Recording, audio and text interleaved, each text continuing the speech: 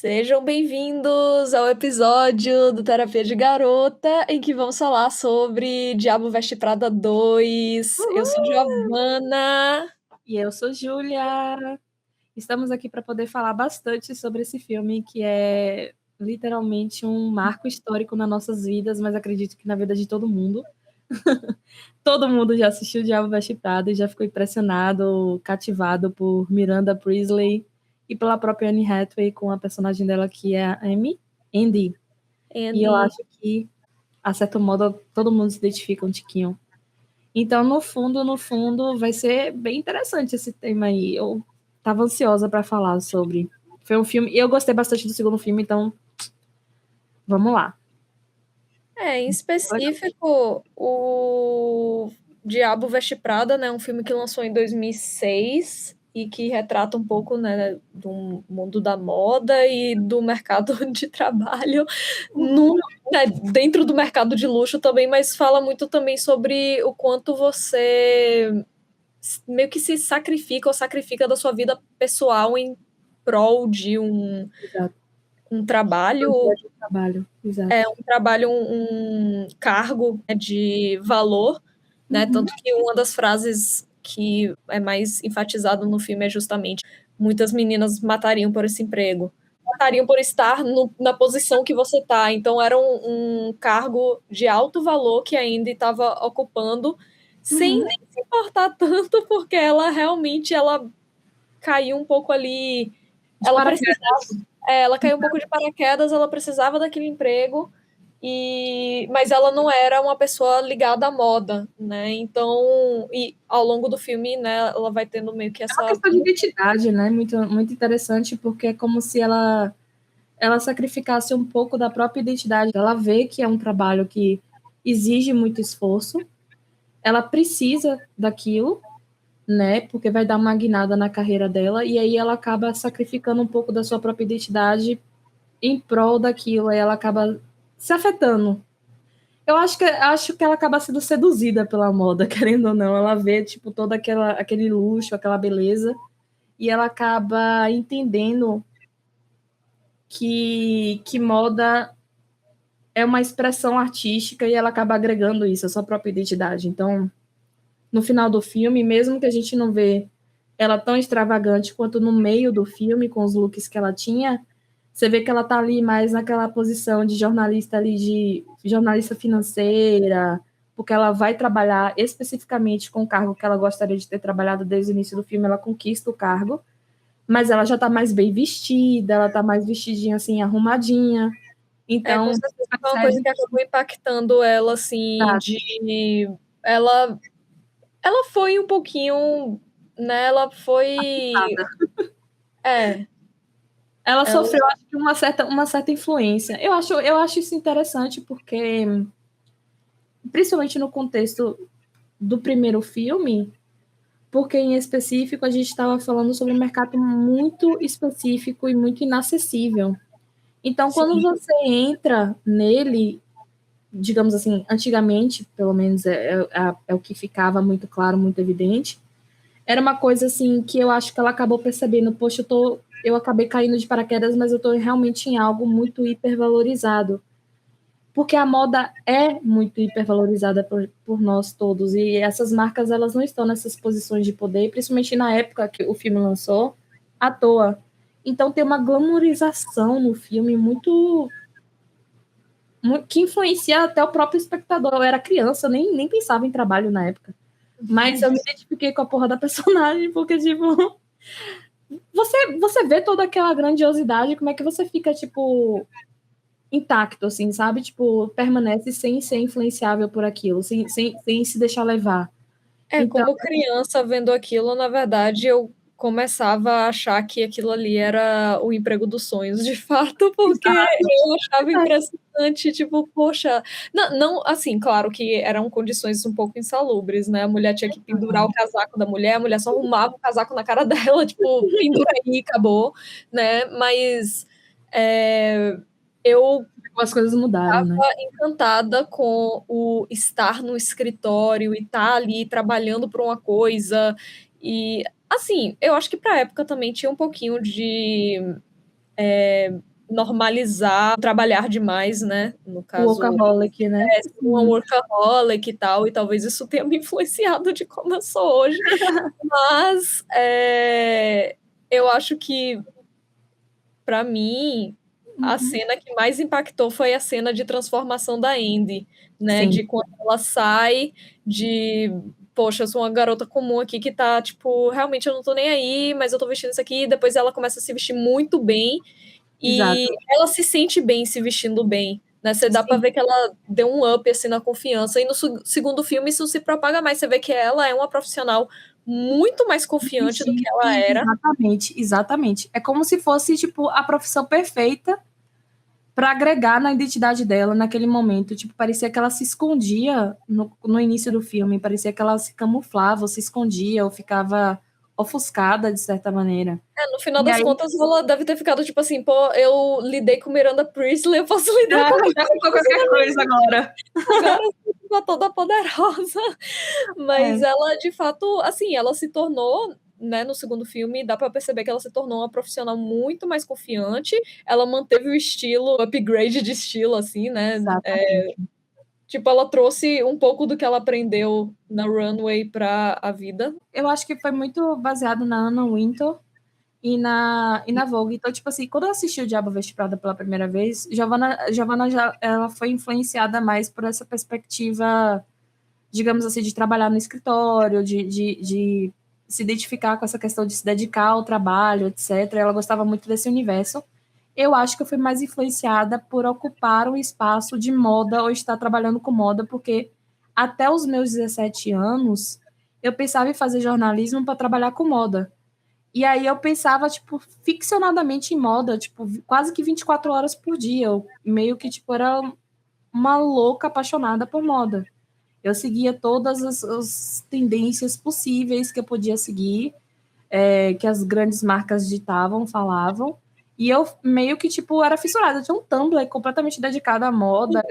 Eu acho que o Diabo Veste Prada, ele me influenciou nisso. Foi o universo da moda entrando na minha cabeça, penetrando na minha cabeça, tipo, porra, isso é lindo, isso é bonito pra caramba.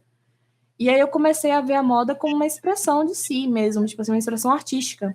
Então, uma cena que fica muito na minha cabeça do primeiro filme, que eu gosto muito, é quando a Miranda Priestley fala sobre o azul do casaco de Andy, do moletom de Andy, que não era apenas um azul. Era o cinto, mulher. Ah, não, mas era o mesmo. Ela criticou o cinto, mas ela falou do cinto em específico, e depois ela fala sobre o próprio moletom que a Andy tá usando, que não é, tipo, simplesmente qualquer azul. Então ela começa a falar sobre o cinto, mas eu acho que aí ela chega no moletom de Andy. Eu acho que ela finaliza só para poder, tipo, Dá uma alfinetadazinha. uma afinetada, tipo, olha esse moletom cagado que você tá usando, até esse azul aí que você tá usando não é qualquer Sim, foi coisa. pensado por alguém, não foi só. Exatamente. Exatamente. Então, eu estava acompanhando muitas matérias sobre isso recentemente, porque eu ainda sou apaixonada por moda. Cara, o que Miranda falou ali naquele momento em específico é tipo assim, uma virada de chave absurda, porque eu sempre fui apaixonada pela Índia em paralelo, e eu descobri que muito da moda do século XX em geral, até chegar no nosso século XXI, foi completamente influenciável por várias estampas e várias cores e vários tipos de costura ou vários tipos formatos de roupa, batas, enfim, etc. Desde a Índia até a China, até o Japão, até então, tipo, várias culturas elas influenciaram em diferentes formas, linhas, até o tipo da seda que você escolhe, de onde isso vem, de que país isso vem, até chegar no nosso país. A tiara, por exemplo, da Daisy em The Gatsby, a tiara que ela usa com uma pena para cima, ali em 1920, essas tiaras eram muito usadas pelas indianas 2 séculos antes, entendeu? E foi trazido pelos ingleses para, digamos assim, o mundo ocidental.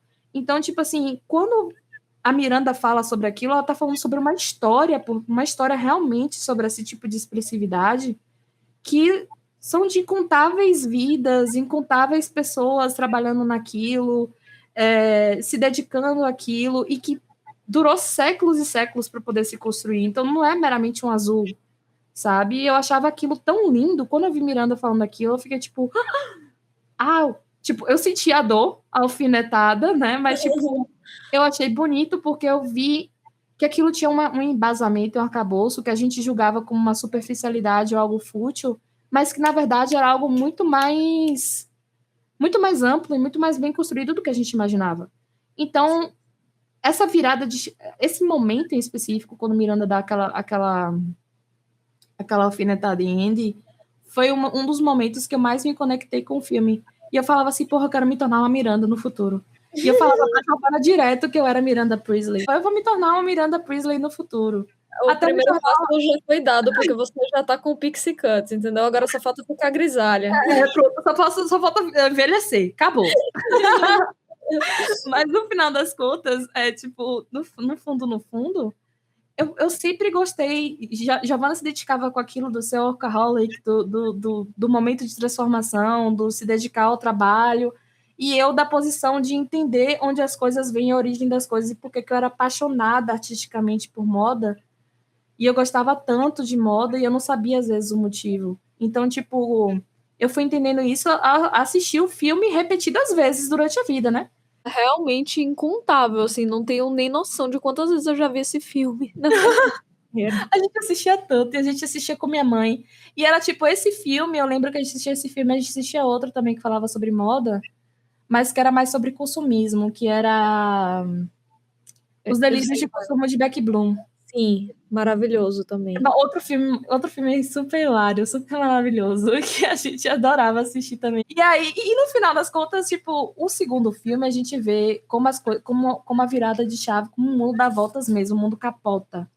E aí a gente vê todo aquele universo de 2006 sendo quase que questionado pelo segundo filme, né? Então a gente vê vários padrões sendo quebrados ali.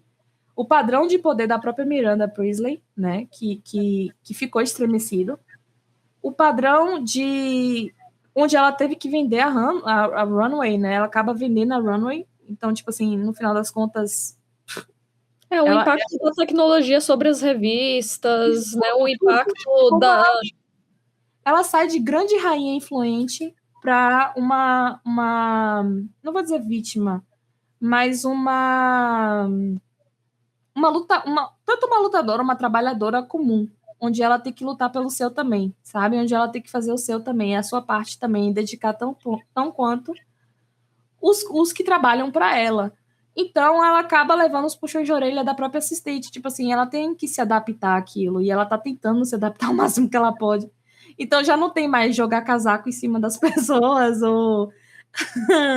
porque o mundo mudou, né? Cruel. É por isso que eu gostei do filme, justamente porque eu senti que, porra, se isso fosse real, realmente seria assim. Estaria acontecendo exatamente desse jeito, sim, com certeza. Ou ela já teria sido demitida há muito tempo, ou, tipo, sei lá, direitos trabalhistas, entendeu? Mas... O que ligava Miranda a Runway e aquela corporativa de revistas, né? Aquele grande conglomerado de revistas, era aquele cara que morreu, eu esqueci o nome dele. Mas ele era meio que, tipo assim, ele já era velho, né? E aí você vê, tipo assim, praticamente como se a gente estivesse reassumindo a posição dos boomers, né? Então, tipo, Miranda, ela seria o quê? Tipo, Miranda é aquele cara. O que restou do antigo modelo de trabalho, digamos assim, onde o trabalho está acima de tudo e qualquer coisa, e que ocupa o cargo de chefe, acaba tendo que assumir essa posição meio sargentona, meio... foda-se, você está trabalhando e você está recebendo por isso, você tem que entender o valor do seu trabalho, tem que se dedicar mesmo. E a grande mudança, a grande virada de chave, que tipo, não é assim, tipo, a gente tem que ter condições de trabalho mais humanas, a gente precisa não ser criminoso ou preconceituoso com as pessoas, principalmente em relação à magreza, porque Andy foi criticada por ser gorda o tempo inteiro na porcaria do primeiro filme. Sim. Então... Era uma coisa normalizada nos anos 2000. Nos anos 2000 isso era completamente normalizado. Exatamente. E aí a gente vê até a própria Ashley Graham, que é uma modelo, nossa, incrível, lindíssima, que é plus size, e ela se manteve no plus size, diferente daquela atriz de Euforia que emagreceu pra Bárbara caramba. Ferreira, sim. Ai, poxa, eu sinto falta dela gordinha. Mas enfim. Eu sinto falta dela gordinha, mas eu entendo. Eu entendo, tipo, as pessoas mudam, as pessoas acabam. Ela tinha aquele corpo antes de fazer a personagem e ficou com aquele corpo e voltou pro corpo original dela depois de fazer a personagem. Então, tipo, eu entendo. Eu entendo. Mas a Ashley Graham tava no filme, ela aparece no filme, e aí a própria Miranda fala sobre as modelos no momento do filme, que eu achei hilário, que ela acaba tendo que, tipo assim, sem querer falar que ela achava que horrível aquilo, que ela não gostava daquilo, mas ela fala, hoje a gente já faz alguns editoriais com umas modelos mais cheinhas, e ela fala, tipo, literalmente uma palavra que substitui gordas, né, tipo, para uma coisa, tipo, mais amigável, porque ela estava cercada de pessoas completamente, como é que eu posso dizer, divergentes daquele modelo que ela tinha antes no primeiro filme. Principalmente a nova Emily dela, né, que estava tipo, no pé dela para ela não cometer nenhum deslize. O que é interessante também, né? Porque se você for ver, a nova Emily, digamos assim, de certa forma tinha um poderzinho em relação a ela, né? No caso, de poder sinalizar e de estar com uma certa razão sobre o que ela estava sinalizando. Porque se fosse em 2006, a Miranda ia passar, tipo, minha filha, o que você tá falando? O que você acha que você é? Falar alguma coisa? Quem que você acha que você é? Tipo, você vê que até a assistente tá no poderzinho ali de dizer, tipo, ó, não diga isso, tá? Tipo, pelo amor de Deus, você vai calada e vai ser o fim do mundo. Eu acho perfeito essa colocação, porque, tipo, quem diria, né, que Miranda, ela iria sofrer esse tipo de intervenção. Então, uma personagem com tanta personalidade e que, tipo, não baixava a cabeça pra ninguém, tendo que sacrificar um pouco do seu jeito de ser, assim como Andy fez no primeiro filme, para poder também sobreviver a uma nova circunstância, a um novo mercado. Enfim. E tipo, o que você acha, assim, sobre essa questão de se sacrificar em prol de se encaixar em um lugar? Ou quer dizer, no caso dela não foi exatamente se sacrificar, né? Mas ela mudou completamente o estilo dela, ela acabou, né, perdendo um pouco. Ela perdeu o namorado, né, no caso, mas ela tipo, se afastou um pouco dos amigos no geral, porque toda vez que ela saía com eles, acabava tendo que atender uma ligação, ou, enfim, ela ficava muito imersa naquele mundo de trabalho. Mas o que você acha disso de, tipo, mudar seu estilo para encaixar ou, né, sei lá, será que ela só aceitou isso ou no fundo ela realmente queria isso? O que você acha disso no geral? Não, no fundo, eu acho que, tipo assim, pra personagem, pra Andy, na construção da personagem dela no primeiro filme, foi muito interessante, porque eu acho muito legal quando a gente tem a oportunidade de ver as coisas por outra perspectiva. Então, tipo assim, poxa, às vezes a gente acha que não é o trabalho ideal pra gente, a gente já tá se adaptando àquilo, e que aquilo não vai afetar a gente de nenhuma forma, a gente só tá fazendo o nosso. Mas às vezes aquilo tem muito mais a contribuir com a nossa identidade. Então, tipo, eu acho que no caso da Indy em específico, de certa maneira, contribuiu, apesar de ter sido tóxico no início.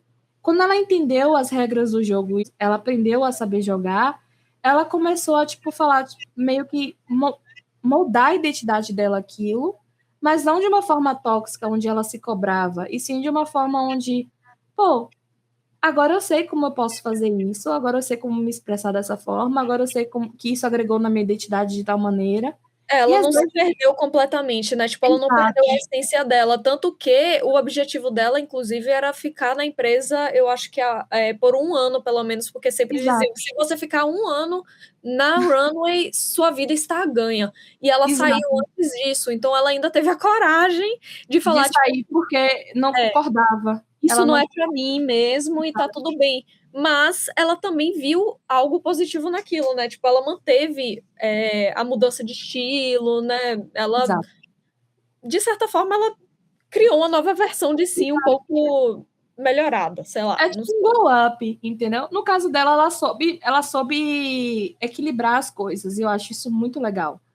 Então, ver as coisas por outra perspectiva e você saber onde aquilo ultrapassa o limite e acaba te afetando, e onde aquilo pode te agregar, é muito importante e faz parte de toda a vivência, não só de trabalho, mas também, tipo assim, de relacionamento, das pessoas que você convive, dos lugares que você frequenta, e das coisas que você se identifica, e você acaba tendo que se desvencilhar depois porque você não se identifica mais, então, tipo, sei lá, uma decoração de casa, ou sei lá, enfim, whatever. E no final das contas, eu acredito que toda a experiência ela acaba colocando a gente nessa posição da gente ter que saber equilibrar o que pode afetar na nossa identidade, o que pode agregar para a gente e o que tem que ser descartado porque pode machucar a gente ou pode ferir a gente de tal forma ou fazer com que a gente haja de um jeito que não é correspondente à nossa identidade, aos nossos valores, entendeu? Sim, sim. Então, em específico, eu acredito que eu já passei por muitos trabalhos diferentes, né? Eu tive muita experiência com diferentes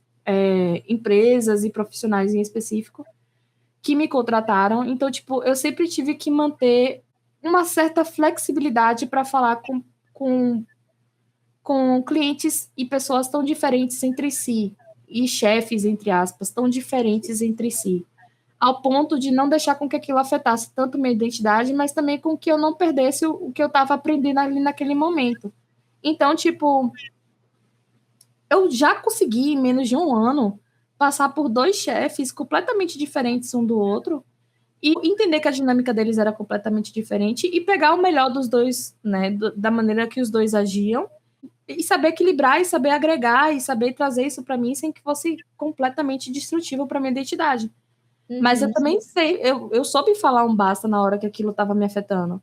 Então, tipo assim, quando eu vi que, por exemplo, um trabalho presencial não era exatamente o que estava funcionando para mim, que estava me cansando muito, que eu não estava trabalhando exatamente com marketing, por exemplo, digital, eu estava trabalhando mais como uma assistente, que eu precisaria de uma equipe maior e que, tipo, além de marketing digital, eu teria que trabalhar com uma logística e com um setor, por exemplo, de contábeis que não tinha nada a ver comigo e que, enfim, foi uma experiência. Eu acabei trazendo tudo que eu aprendi lá para mim, né, e para minha identidade.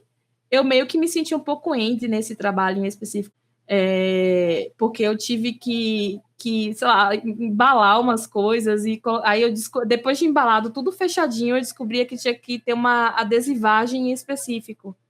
E aí eu não sabia disso. E aí eu só tinha o prazo até, tipo, sei lá, 14 horas de uma tarde para poder entregar aquilo, porque aquela embalagem que eu estava fazendo ia para, sei lá, Recife.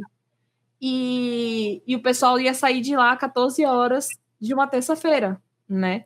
E aí eu falava, putz, eu vou ter que fazer a adesivagem agora. E aí eu, tipo, tirava todo o durex que eu tinha colocado na embalagem. Eu me senti muito indie. Tipo, era uma coisa completamente fora de marketing digital que eu tava fazendo. E tem que tipo, buscar o café lá no Cambal. No caso dela, buscar uma carne específica para a mulher depois pegar o prato e jogar no lixo, entendeu? Tipo, não quero isso não. Tchau.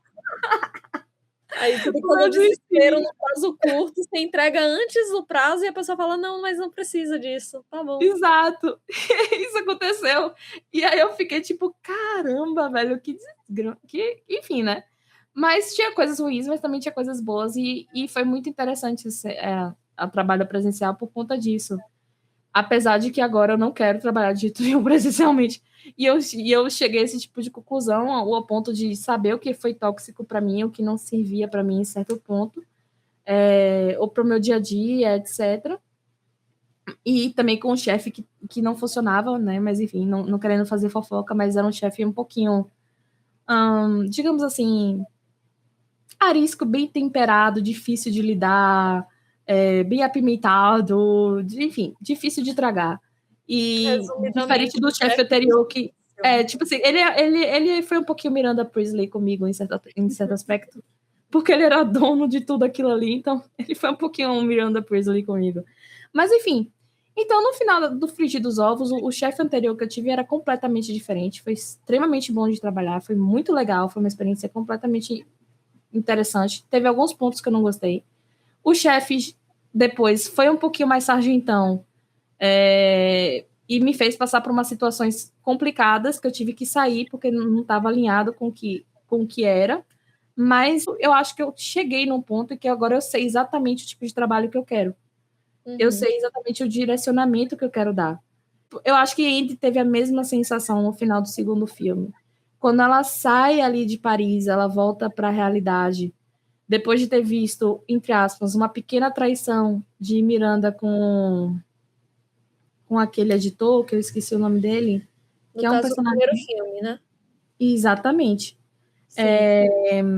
Eu acho que ela meio que Ela saiu, mas isso justamente não é pra mim, mas eu sei pra onde eu quero ir agora. agora. E eu tô pronta Exatamente. pra ir pra esse lugar. Eu me sinto preparada pra seguir esse caminho agora com, né, essa confiança maior, porque ela realmente passou por maus bocados. E aí, no caso, entra aí um questionamento, tipo, poxa, permanecer num lugar que eu sou meio que, no caso dela, não completamente maltratada, mas de certa forma explorada, né? Né, trabalhando fora do horário, enfim, permanecer nesse lugar só por conta do status ou não, né? Lidar com tudo isso é um aprendizado ou é trauma? Eu acho que no caso dela, ela levou muito mais para o aprendizado, né? Ela não ficou completamente traumatizada nem nada, tanto que ela voltou para o lugar e voltou muito confiante e com saudade daquelas pessoas, né? Uma certa saudade, por mais que ela tenha passado por todos os maus Você vê que ela bocados. tem um carinho, né? Tipo assim, quando ela chega no segundo filme, ela chega com certo carinho.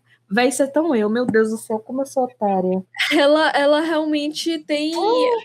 Isso vai muito do olhar da pessoa também, né? Porque você vê que ela, por mais que ela tenha passado por tudo aquilo, ela ainda olha para aquilo com ternura, né? Com tipo, um carinho, com nostalgia. Então, a nostalgia que ela sentiu voltando pro lugar em que ela trabalhava 20 anos atrás foi a mesma nostalgia que a gente estava sentindo em assistir um filme que a gente assistia quando a gente era criança, né? Era tipo, olhar para novamente, realmente, tipo, poxa, eu tô com lágrimas nos olhos porque eu assisti esse filme quando eu tinha 7 anos de idade. Exatamente. E eu não tava ligada em todos os ensinamentos que ele tava passando para mim, tipo, agora eu percebo.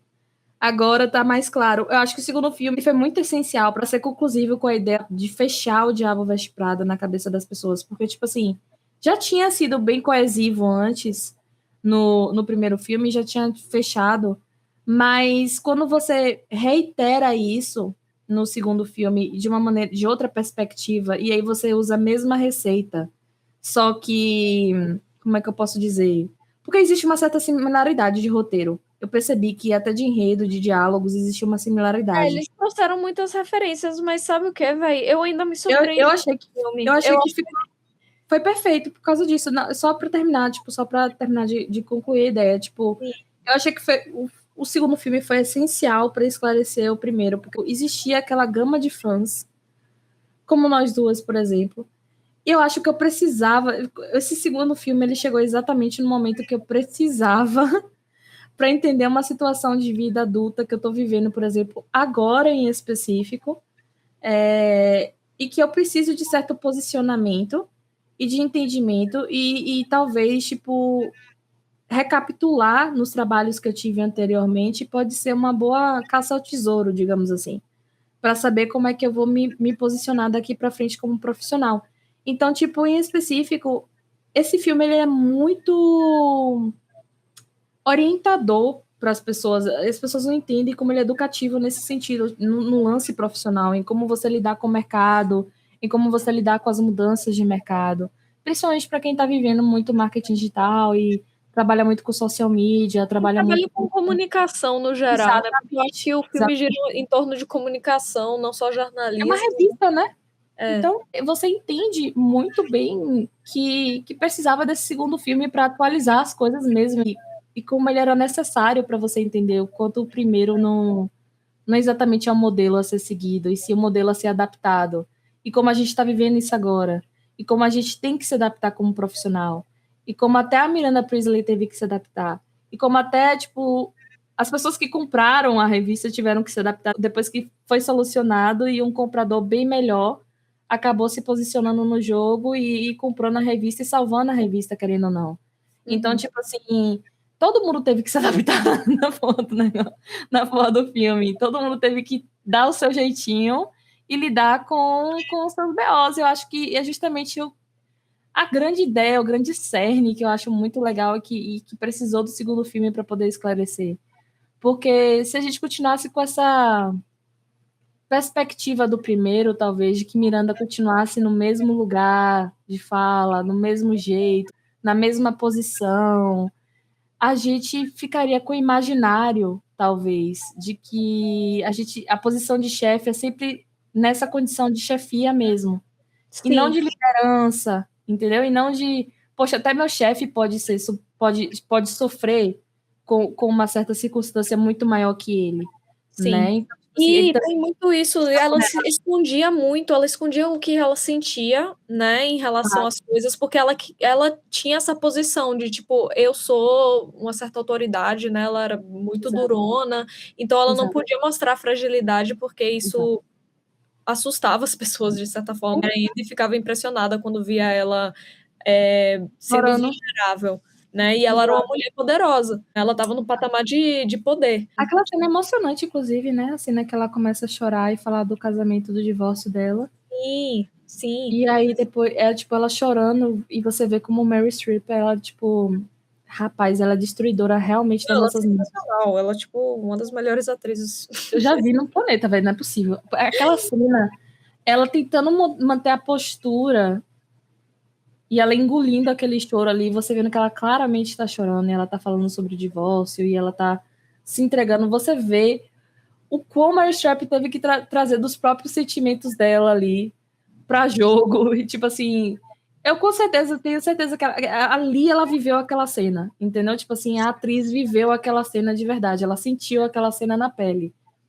E é incrível, porque a gente já via isso no primeiro filme, mas fechou o primeiro filme, ela ainda ali naquela posição de poder, ela, pronto, a menina não gostou, a menina saiu, beleza, eu continuo aqui na minha, continuo com a minha revista, continuo com as minhas estratégias continuam funcionando, é que eu quero que seja editor-chefe mesmo, vai ser fulano de tal, porque foi a estratégia que eu escolhi, eu estou na posição de poder que eu tô. Mas aí no segundo filme, não, querida, não. Você não tá na posição de poder que você imagina que você tá.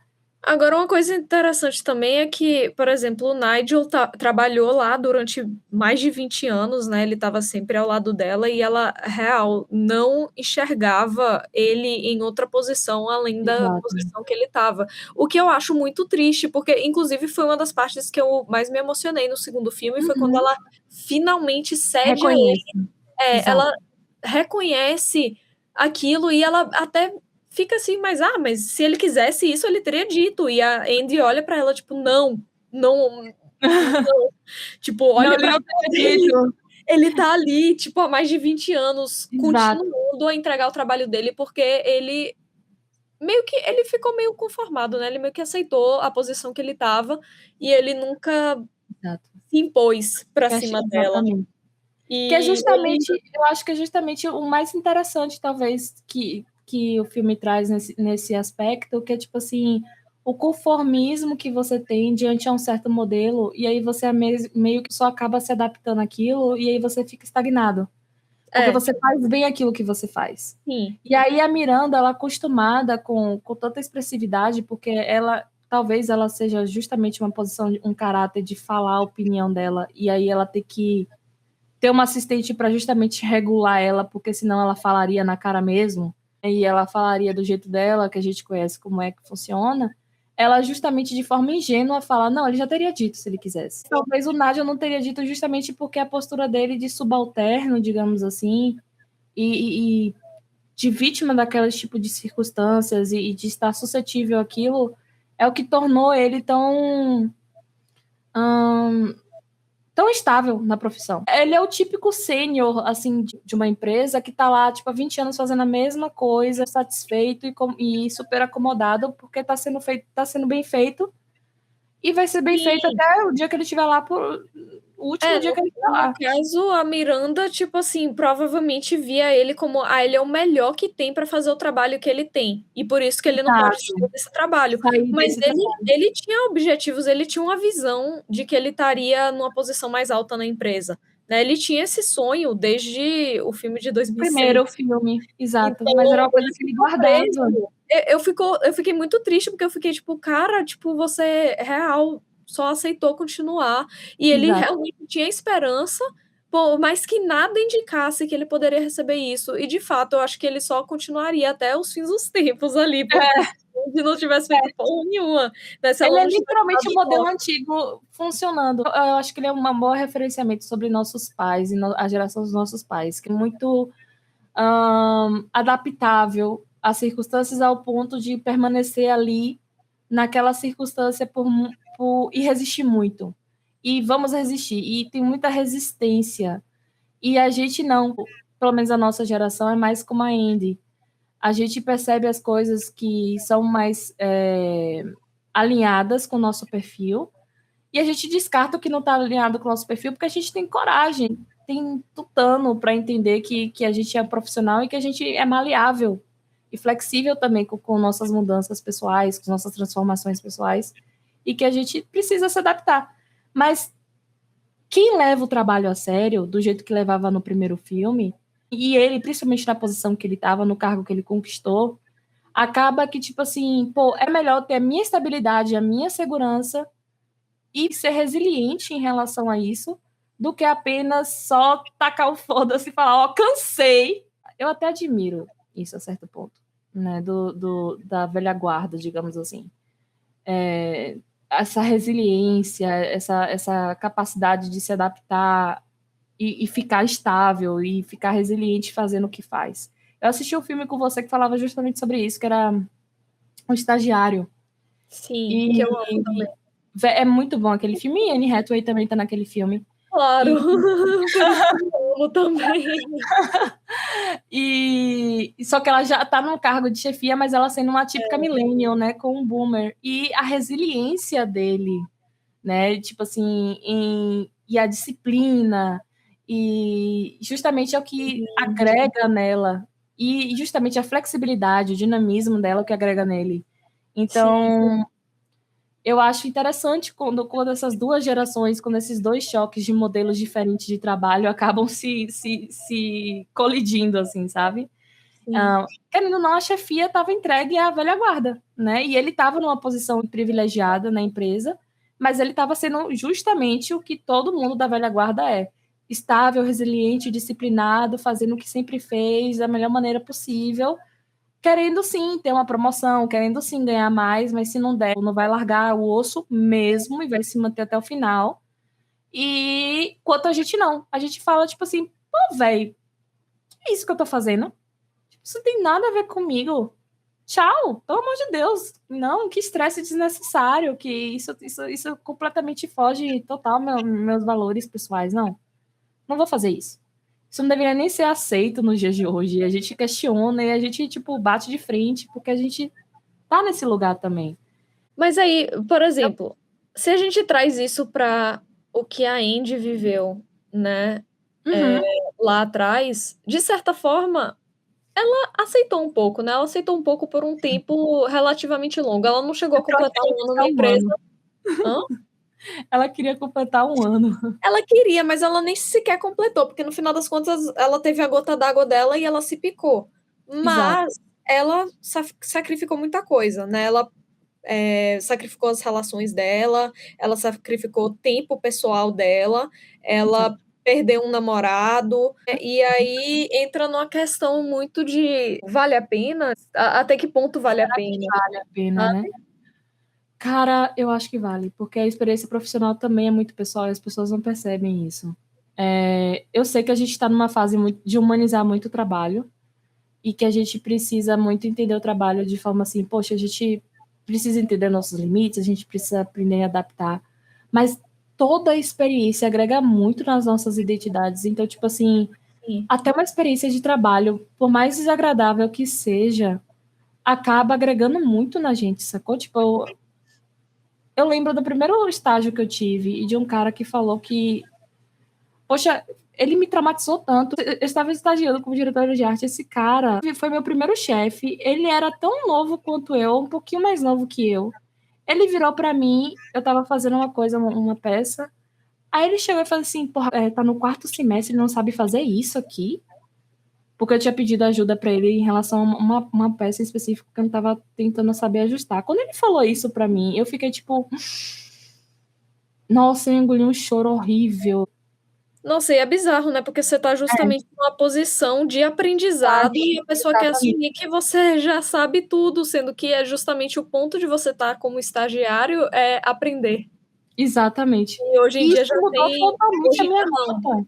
Desde Exato. lá, né? Já tem o quê? Quase. Vai fazer o quê? Uns 10 Foi, anos.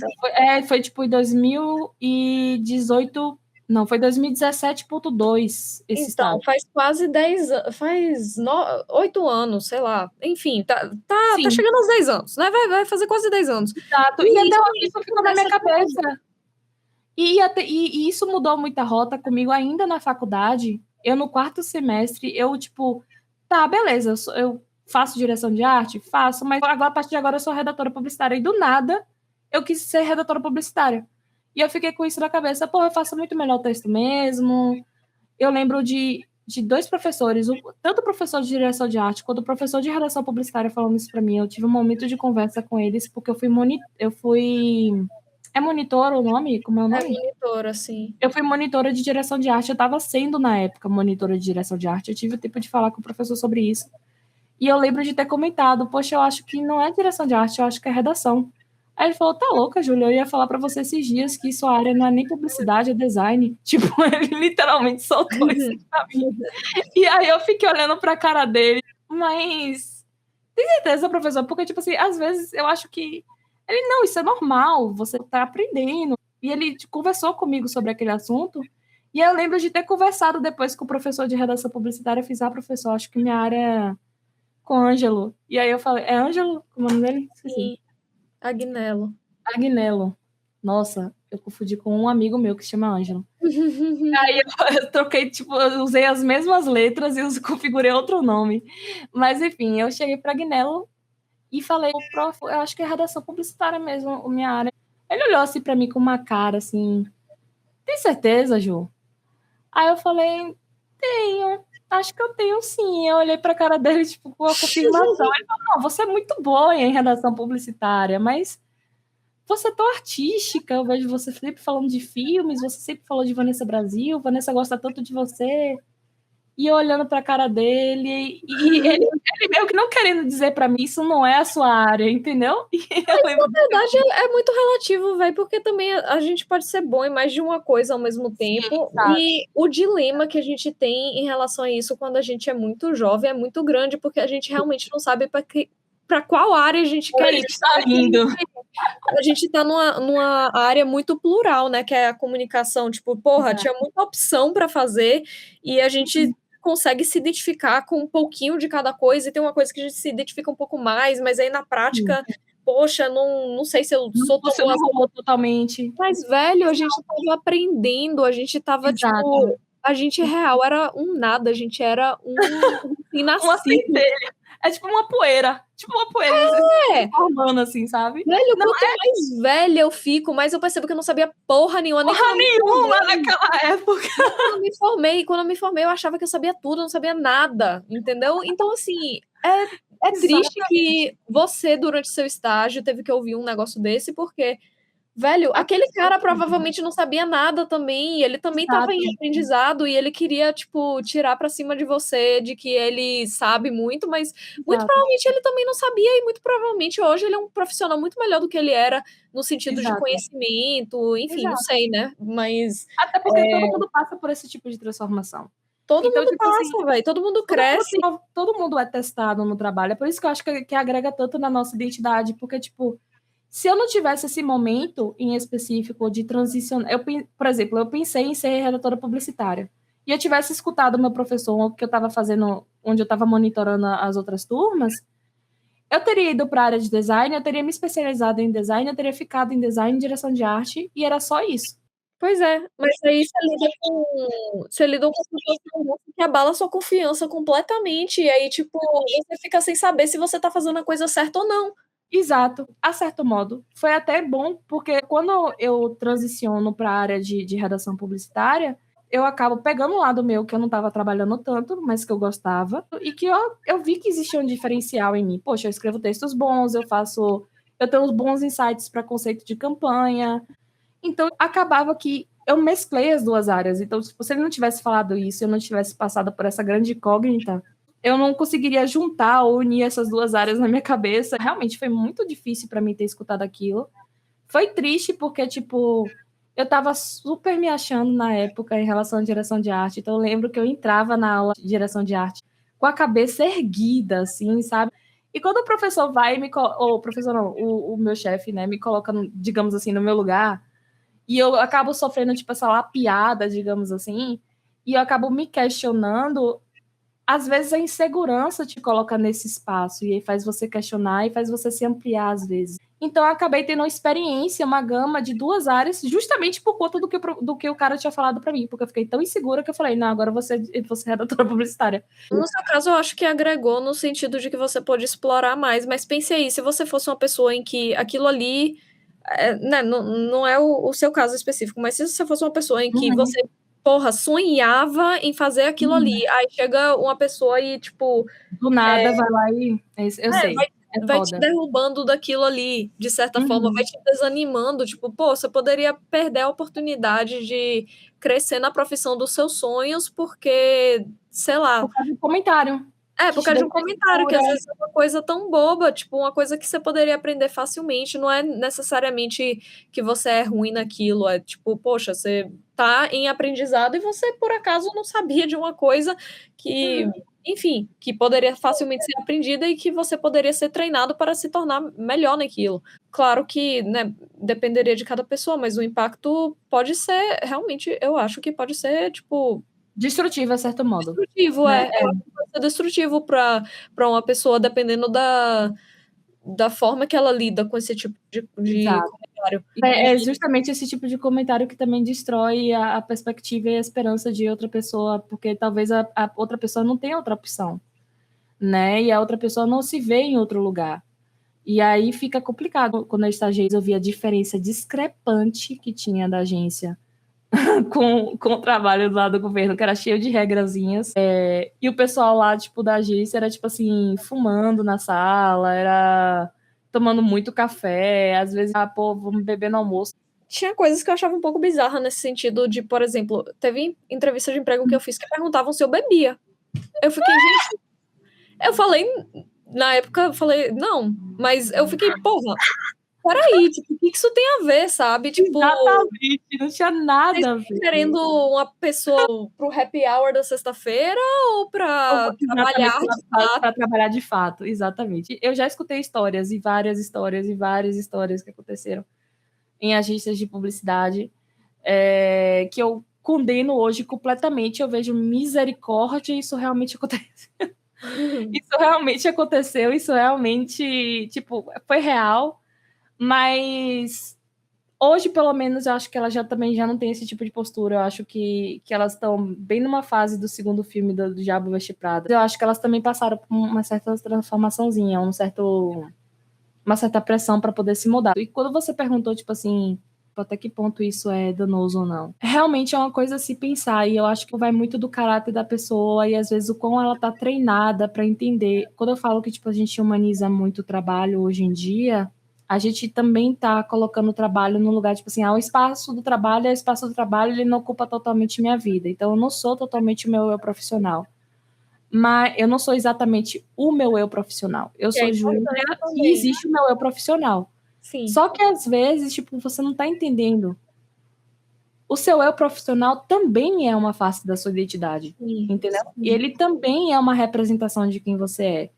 E você também vai levar todos os aprendizados que você tem no seu eu profissional para sua vida, para todos os outros campos. Então, tipo assim, até para campo relacional, para estabelecer limites com outra pessoa, para poder se organizar melhor com sua casa, com sua vida, com as coisas que você quer fazer, se planejar, você quer viajar para tal lugar, e aí você precisa se planejar para isso, e você precisa de uma certa disciplina, talvez guardar dinheiro, talvez, enfim. Então, tipo, você precisa também entender que o seu profissional está agregando ali na sua vida prática e que ele não é algo totalmente à parte.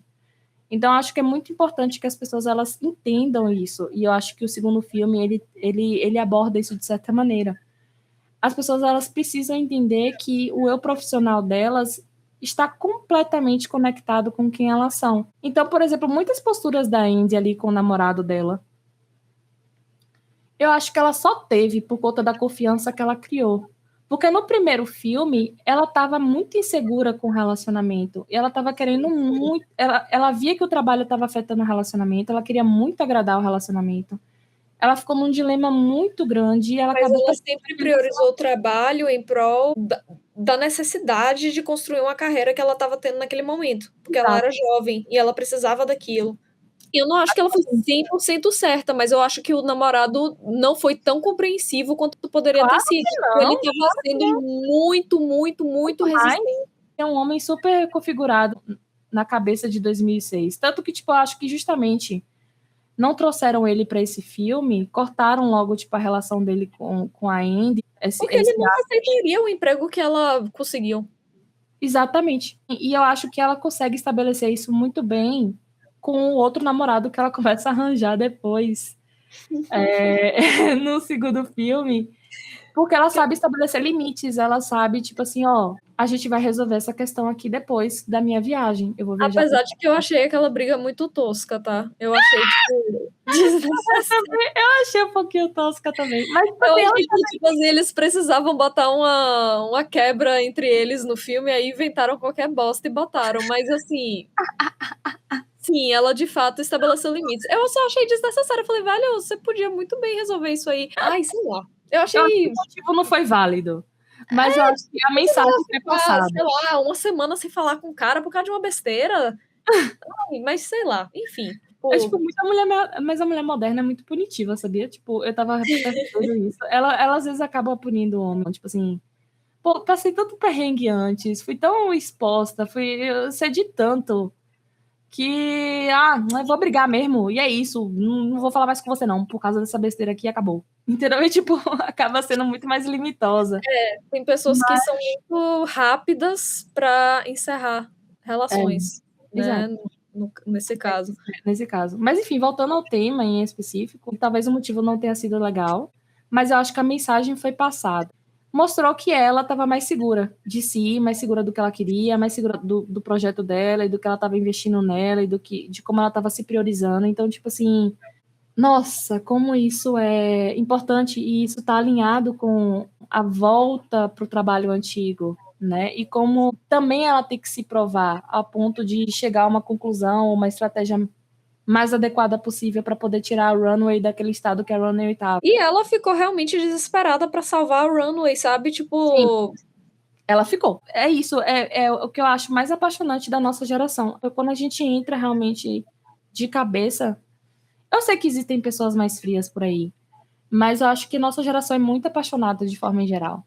Então, tem muita gente que é muito desvinculada ao trabalho, mas é isso, o filme, ele traz um pouco disso da paixão pelo trabalho em si, né, de certa forma, porque a Andy fez tudo aquilo, mesmo tendo, tipo assim, ela considerava fortemente escrever um livro que era, tipo, de certa forma, ia trazer alguns podres da Miranda e tudo mais, e que ia dar muito dinheiro para ela, né, mas o coração dela dizia: "Velho, eu não consigo fazer isso".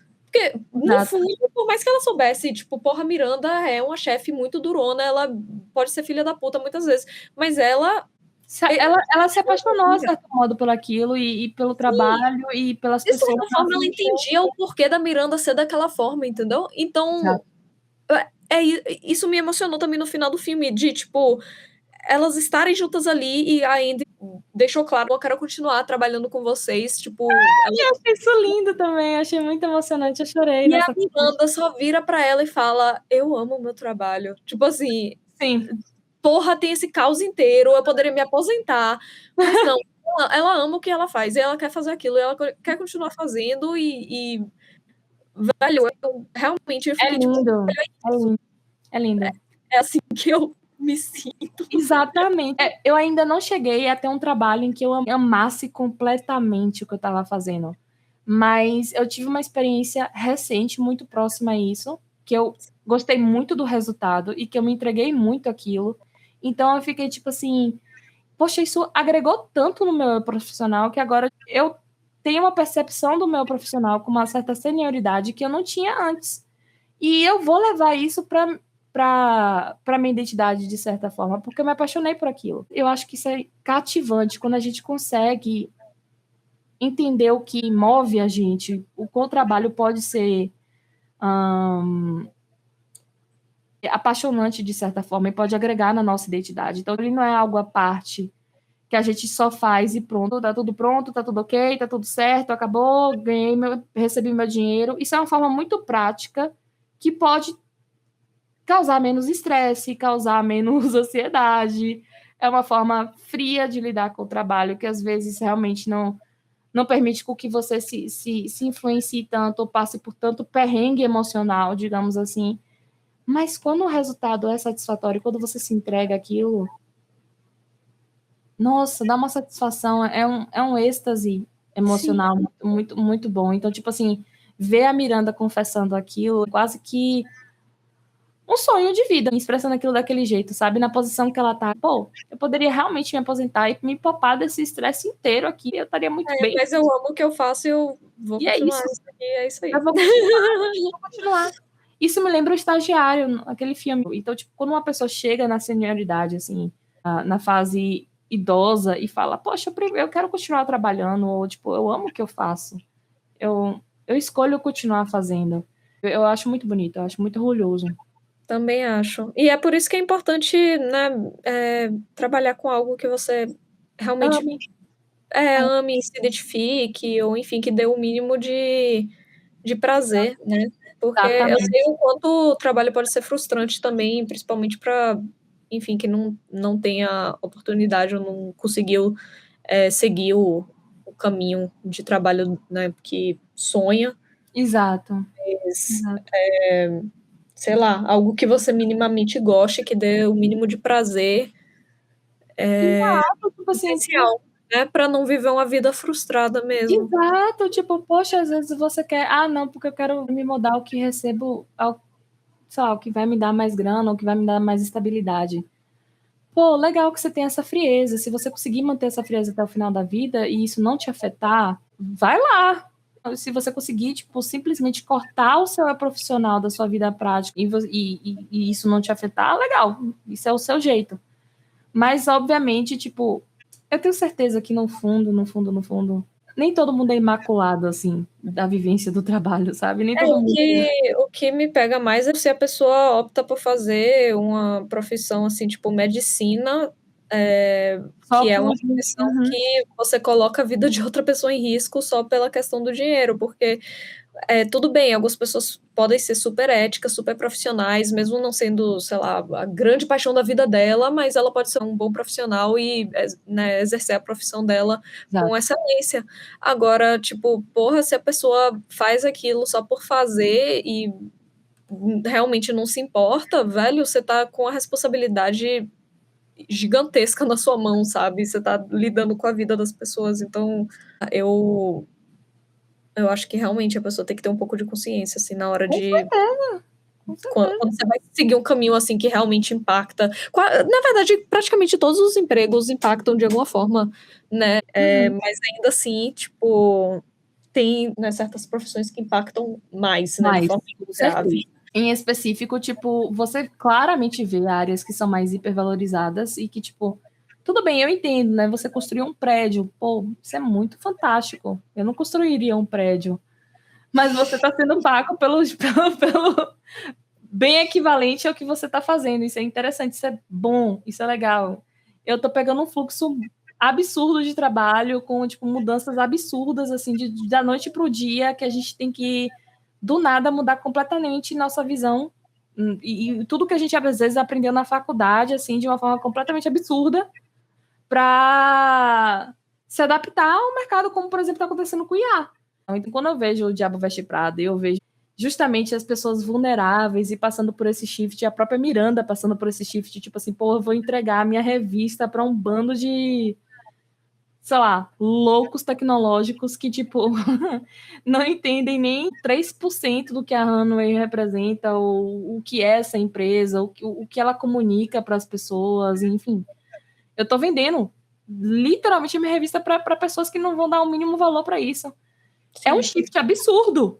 Meu Deus, é o que a gente passa todo dia, assim, em estalos de segundos, entendeu? Então, tipo assim, é muito real. Eu acho que talvez quem é de comunicação sente mais o filme do que qualquer outra pessoa do meio corporativo, às vezes, sabe? Tipo assim, quem é de comunicação sente muito esse filme. Todas as jornalistas aí, as designers de moda, as fotógrafas, as diretoras de arte, as designers em específico, as redatoras publicitárias, enfim.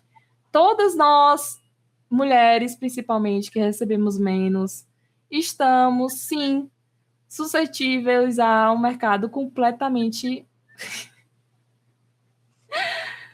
é um caos.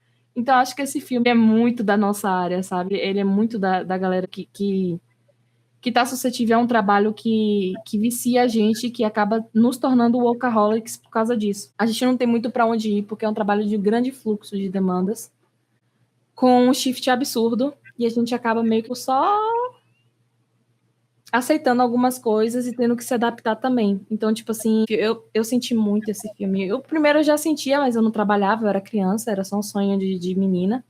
Mas agora, na área, eu fico tipo, cara, como eu fui indie na minha vida e como eu não deveria ter sido, em certo aspecto. Esse negócio, por exemplo, da Indy ter chego na empresa e falado com todo mundo com tanta alegria e com tanta empolgação. Nossa, isso é uma coisa tão minha. Tipo assim, oi, tudo bom? E com tanta saudade, com tanta... E as pessoas olhando pra cara dela, tipo, a Miranda fingindo que não lembrava dela, tipo... Ah, eu fiquei um pouco triste nessa parte. Eu fiquei, não, vai, não é possível. Eu fiquei meio assim, não é Lembrava, possível ela que você tá sabia. fazendo isso. Mas ela não queria dar abraço a torcer, ela sabia, assim, só que ela não queria dar abraço a torcer. Eu achei isso fantástico.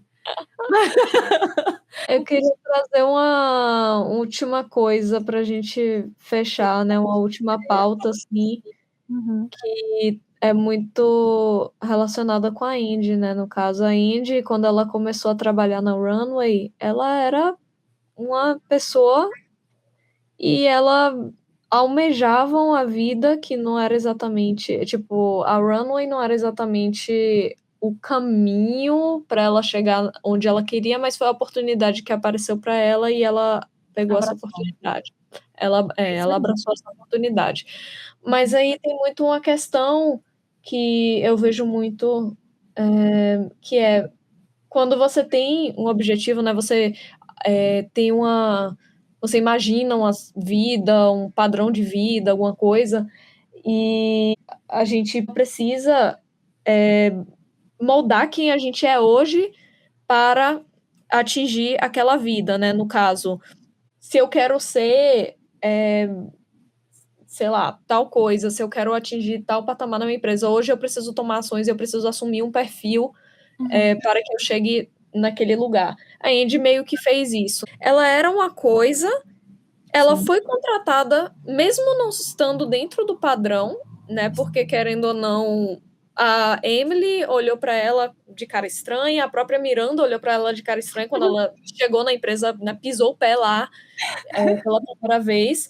E ainda assim a Miranda falou, então, beleza. Tipo, vou tentar algo diferente aqui, porque as últimas, sei lá, 2, 3 pessoas que eu contratei não serviram pra nada. Então, né, por que não? Ela deu uma chance a uma pessoa que estava totalmente fora dos padrões da Runway.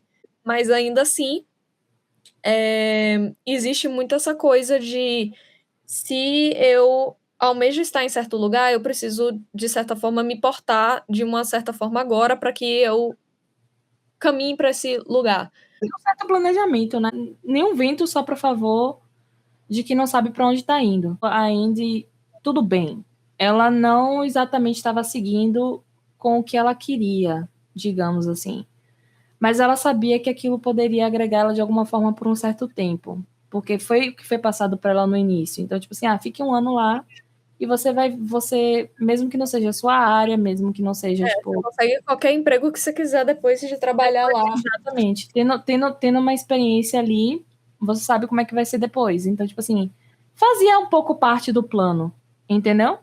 Mesmo que não exatamente fosse o planejado. Eu acho que é interessante a gente ter um planejamento profissional e a gente ter um plano a longo prazo sempre. Por exemplo, eu tive que começar a pensar nisso, porque como é que eu vou me importar agora com competindo com uma coisa que está popularizando o que eu faço, né, com a inteligência artificial.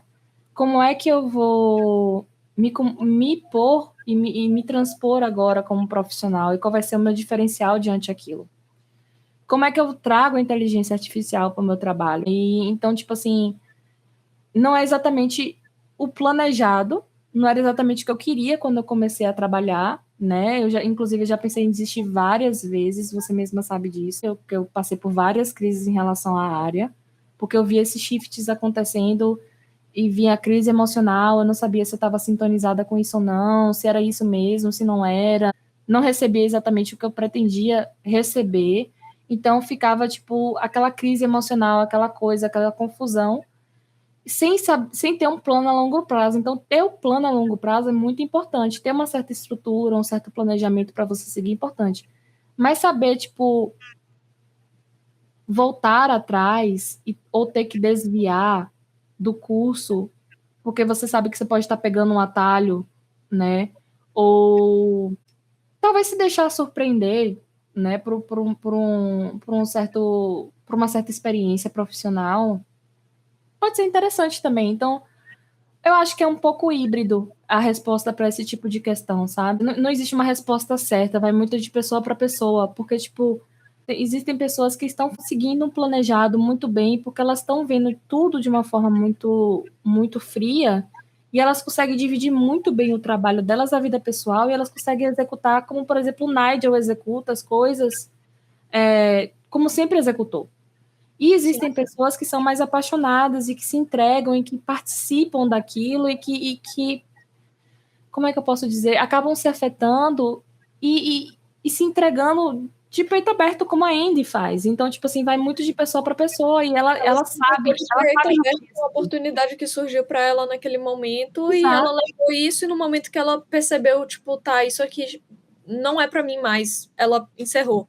E no momento que foi pra voltar, ela voltou também. Né, Exato, porque no final das contas ela ficou desempregada, tipo, é uma coisa que ela nem mesmo ela esperava, né? Porque é uma crise que, caramba, é uma crise que a gente está passando agora na nossa área, principalmente na área de comunicação. Eu acho que é mais forte para quem está fazendo jornalismo.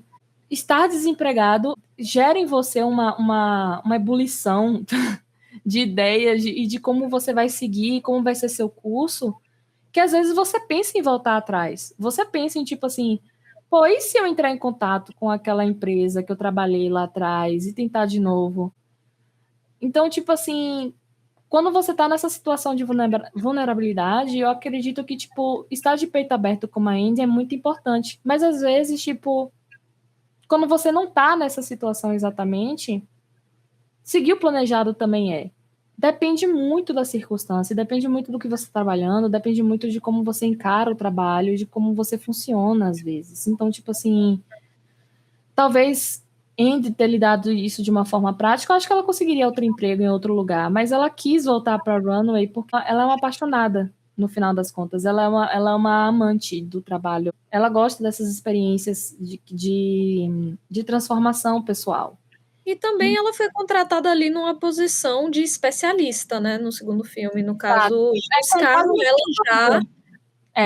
ela com a intenção de salvar a Runway, né, de quase salvar aquela situação ali de crise de imagem e tal. Então, buscaram ela já com isso. Então, ela já estava com a oportunidade de, tipo assim, tá, se eles estão me buscando nessa posição, então já vou ter uma voz maior do que eu tinha 20 anos atrás, né? Mas, enfim, eu pessoalmente, eu acho que é realmente uma coisa que exige um pouco de equilíbrio, né? Eu não acho que tudo na vida consegue ser 100% planejado. Se a gente tá flexível e aberto também às coisas que surgem, né? A gente também não chega onde a gente tem que chegar, no sentido um pouco mais amplo da coisa, né? Tipo...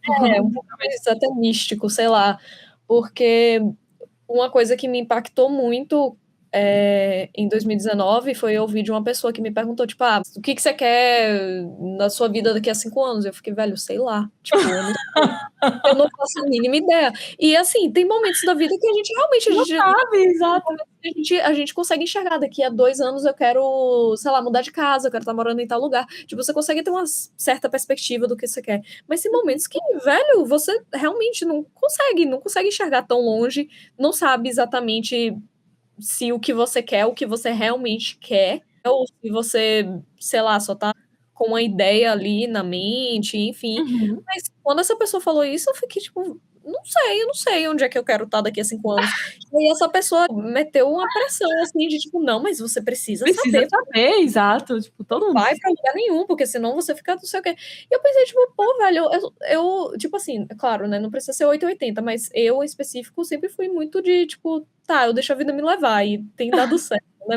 Claro que tem momentos que a gente para e questiona, tipo, pô, tô no caminho, né? Mas, enfim, nessa época, eu tava, velho, não sei, no momento eu tô trabalhando nessa empresa aqui e, tipo, eu não sei onde é que eu vou estar em 5 anos. E aí sim. acontece o quê? Veio uma pandemia logo no ano seguinte. E aí A muda primeira tudo pessoa que eu pensei foi nessa mulher. Eu fiquei, velho, como é que será que tá o planejamento dela de dela daqui a... agora. Pois então. Porque ninguém sabe o que vai acontecer agora. Ninguém sabe se a gente vai ficar numa quarentena por 40 dias, por 1 ano, por 2 anos, por 3. Ninguém sabia. Então, tipo, de que adianta você planejar tão longe? Não que a gente não deva ter objetivos, claro que deve, mas a gente tem que saber que podem acontecer coisas que são fora do nosso controle a Com qualquer momento. certeza, com certeza. E eu acho isso tão incrível, porque, tipo, eu fico justamente cativada por esse tipo de experiência, porque, por exemplo, era uma chefe, era uma posição completamente de controle, onde ela fala para você, pela experiência de vida que ela tem, que você precisa planejar, que você Na precisa... verdade, não era nem chefe, velho, era um colega de trabalho mesmo. Pronto, mas enfim. Não, você precisa saber, e ela fala da importância daquilo com ênfase. E aí, depois, do nada, ela dá de cara com uma coisa que, obviamente, colocou todo mundo virado de cabeça para baixo. Todo mundo Sim. teve que E adaptar. justamente eu perdi meu trabalho nesse lugar específico por conta da pandemia, porque teve toda aquela questão de corte de gente, de não sei o quê, né? O desespero que aconteceu nas primeiras 2 semanas da pandemia, né? Da Sim, quarentena. sim, Então eu fiquei tipo, tá, nem que eu tivesse planejado, não, eu quero, sei lá, crescer nessa empresa. sim. E aí? Não teve Não, como. não teria como, porque, tipo, você... E a empresa sabe como é que ela vai estar? Nem as empresas sabiam como elas estariam. Todas as empresas ficaram completamente vulneráveis depois da pandemia, tipo, ficaram tendo que mudar o modelo de trabalho, aceitando o home office e aquela Muita coisa história toda. Foi uma loucura. Uma loucura total. Então, tipo, nossa área até soube se adaptar, eu achei legal. Que nossa área soube se adaptar, que continua mantendo o modelo home office. Que continua mantendo o modelo home office muito bem. Parabéns para todos nós. Mas em específico, véi, ninguém sabia qual seria a reviravolta. É como a gente está agora um pouquinho com a IA. Não como foi na pandemia, mas a gente fica, porque a gente já está abraçando a IA. Nós, profissionais, já estamos agregando aquilo, tipo, a gente está deixando aquilo influenciar a certo modo. E a gente não sabe o que vai ser A gente disso, não aceita. né? A gente Exatamente. consegue ter um mínimo de, sei lá, dá para prever um pouco, mas não tem como ter certeza absoluta de como vai ser. Porque a Exatamente. tecnologia está mudando muito rápido. E tem Exato. coisa que, poxa, há 1 ano atrás você ia gerar uma imagem com IA, não saía uma palavra escrita de forma normal, tipo, saía E isso aí é tudo bugado, isso aí é tudo. experimentações de letras, nenhuma É, letra saía direitinho. Esses dias eu peguei uma tabela inteira, mandei no GPT e falei, gera isso aqui como imagem. e E ele fez. eu conferi tudo, porque eu não confio 100% o tempo inteiro, Claro, né, claro, então eu revisei inteirinha e claro. estava completamente certo. Não tinha uma coisa que ele inventou naquilo ali. Eu falei: "Caramba, velho, eu consigo enviar uma tabela, ele consegue gerar uma imagem com texto", tipo, poxa. É fantástico. Parabéns a todos os envolvidos. Agora vamos legalizar isso direitinho. Não, inclusive, meu último trabalho foi justamente com uma empresa, uma startup que está tentando fazer com que as IAs elas sejam mais transparentes, né? Porque justamente a posição de poder que elas têm hoje é muito grande, né? E o lugar onde elas estão é muito revolucionário. Até na indústria de cinema elas estão interferindo. Eu vi, por exemplo, um catálogo de atores por IA. E eu fiquei absurdamente chocada. E era um catálogo mesmo para, tipo, diretores quererem, para diretores usarem, enfim, whatever. Tipo, sei lá, uma empresa de games usar, não sei. Mas tinha esse catálogo lá com esses atores, eu vi cada um, eu vi como eles eram diferentes, como eles eram diversos. Tinha um que era gordinho, uma gordinha, enfim, de várias etnias diferentes. Então, tipo assim, você vê que a empresa que fez esse catálogo, que produziu isso, estava bem investida, né, em setorizar e tentar entrar no mercado tentando colocar IA para jogo mesmo, para competir com o Mary Streep na vida, com uma Anne Hathaway, ou com uma Sydney Sweeney, ou como, por exemplo, sei lá, uma Bárbara Ferreira da vida. Mas o que eu acho mais absurdo, e o que eu estava trabalhando na startup agora, que me deu muito orgulho, foi um trabalho que me orgulhou muito, é porque existe essa defesa pela proteção de nossos dados e das nossas imagens, porque, tipo, já foi muito usado de forma incorreta e de forma muito absurda a inteligência artificial. E justamente essa startup, ela faz um produto que exige uma transparência da inteligência artificial nesse aspecto. Então, o produto ele vai fiscalizar a imagem, ele vai fiscalizar o vídeo, ele vai fiscalizar o documento e ele vai dizer se aquilo foi alterado por inteligência artificial, foi feito por inteligência artificial, etc, etc. E aí eu tive um momento de pesquisa onde eu descobri que existem países na Europa que estão completamente dedicados em fiscalizar as inteligências artificiais e às vezes até banir algumas inteligências artificiais se elas não colaborarem. Então, tipo... Sim. E é uma coisa essencial, né? Porque surgiu do nada e aí começa a acontecer um monte de coisa nesse sentido. Roubou o trabalho de um monte de gente. Usar o rosto de uma pessoa sem consentimento para fazer conteúdo, né, adulto e tal, e aí, tipo, pô, quem é que tá fiscalizando isso? Tipo, tem que ter, né? Tem que ter alguma legislação, alguma coisa. E que bom que isso tá evoluindo, né? Que bom que isso tá caminhando para algum lugar, porque, na verdade, eu acho que até demorou, porque já tem alguns anos aí que já tá rolando, né, esse tipo de coisa.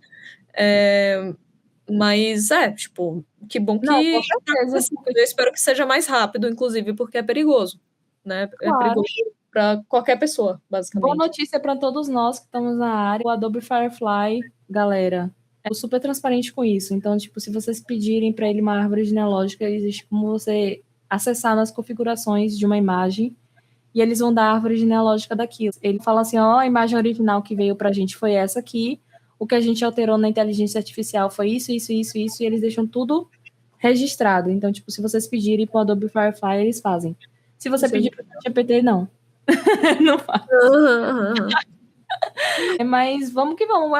É um shift grande, vamos ver o que vai ser daqui a, tipo, sei lá, 4 anos. Mas eu acredito que com esse tipo de postura e com as pessoas exigindo transparência, talvez a gente consiga uma regulamentação, né? E talvez a gente não fique mais tão suscetível assim, e os profissionais se sintam até mais seguros, principalmente quem está na área, de falar, poxa, graças a Deus alguém está regulamentando isso, porque não está mais roubando meu emprego da maneira que estava antes, ou as pessoas estão começando a se conscientizar que a inteligência artificial não exatamente faz o que eu faço como trabalho. Enfim, essa análise ela tem um viés mais complexo e mais profundo do que apenas uma mudança de cenário no mercado. Eu ficava com medo, mas do nada é o dia a dia, entendeu? É tipo conversando com uma IA que fala exatamente como eu falo. Eu fico até assustada. E ela já tá muito acostumada, ela fala exatamente como eu falo, tanto em inglês quanto em português. Às vezes eu falo com ela em inglês, peço pra ela uma coisa em inglês, ela responde, tipo, como se fosse eu, exatamente como se fosse eu, tipo, um clone meu. E às vezes ela coloca emojis que eu coloco, do mesmo jeito que eu coloco. Aí eu fico tipo, caramba, criatura, você se tornou uma extensão do meu cérebro ou é impressão minha? Mas enfim, É assustador, mas é a realidade. Eu estou planejando a longo prazo, mas eu acho que vai ser uma maluquice até lá. Se eu não for uma Andy da vida e eu não souber me adaptar a isso, talvez eu tenha uma chefe que seja por IA. Misericórdia. Imagine ter uma chefe por IA, Não consigo né? imaginar isso. Eu não sei, eu tô completamente assim, sem saber exatamente como vai ser o futuro, mas eu tô, tipo, aberta. Nossa mira digital. Não, eu vou abrir minha empresa, eu vou ser a chefe do meu negócio, entendeu? Quem quiser usar a inteligência artificial use, mas não é também tudo não, e é isso aí. Eu gostaria muito de assumir essa postura algum dia na minha vida, se eu tiver talvez a mesma vitalidade de adolescência que eu tinha, assim, de ser tão rebelde, tão contra as estruturas e instituições e fazer apenas o que eu acho que eu devo fazer. Mas, por enquanto, eu estou com uma Andy. Eu estou fritando no trabalho apenas com uma Andy. Por enquanto, eu sou uma Andy, ainda não a Miranda, mas no futuro, quem sabe? No futuro você será a Indy de 2026 e não a Indy de 2006. Que situação, hein, velho? Tipo, poxa, a gente começou falando sobre Diabo Veste Prada e do nada a gente entrou num funil completamente medonho da sociedade que tá acontecendo agora em paralelo e é isso. É que, querendo ou não, o segundo filme fala um pouco sobre isso também. Fala. Né? Porque no final das contas a empresa é vendida justamente para os masterminds tecnológicos, né? Pois então, é isso. Parabéns a todos, é a sociedade que nós temos, vamos dar nosso melhor. Dependente do planejamento a gente tem a longo prazo. Se não der certo, não deu, a gente se adapta de novo, levanta a cabeça e vai. Entendeu? Até Miranda teve que fazer isso. Então nós temos também Miranda, sendo a rainha do planeta, teve que fazer isso. Nós, meros réis mortais, precisamos, só lamento. Essa é a grande finalização. É isso, galera. Quem gostou, avisa aí que gostou. Quem não gostou, fala também. Compartilha com a gente o que vocês acham nos comentários, o que vocês acharam do filme, do 2, se vocês assistiram, se vocês acharam que fez jus ao primeiro filme ou não, e o que vocês acharam assim da nossa análise. Estamos abertas a todas as opiniões de vocês, então contem pra gente. Uhul, galera, é isso. Deem o melhor de vocês, sempre, todos os dias. Sejam disciplinados e cuidem-se. Em paralelo, cuidem do que vocês produzem por aí, trabalham também com muita ternura, todos os dias. E esse é o recado final. Esse é o que eu tenho a dizer, independente de inteligência artificial. Um beijo para todos. Tchau! Tchau!